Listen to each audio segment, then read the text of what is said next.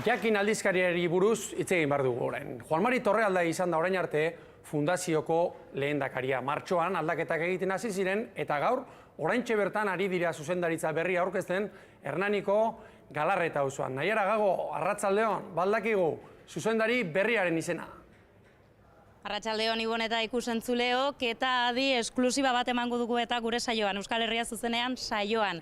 Jakin aldizkariko zuzendari berria. Lore Agirre da bera, kazetari eta antropologoa, eta hemen ere aldamenean daukat. Lore, arratsaldeon, eta lehenik eta behin, zorionak. Eskerrik asko. Lanean hasteko gogoz? Bai.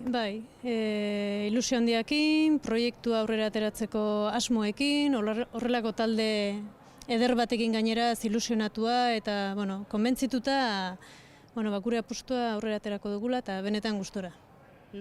Osondo, eta konta iguzu zure izendapena sekretupean mantendu duzue, baina zuk noiz jakin zenuen eta nola hartu zenuen? Saiatu gara sekretupean gordetzen, gero ez da gizen bateraino, baina... Ez alda erreza izan. Badakizu sekretuak nola zabaltzen diren, ez da.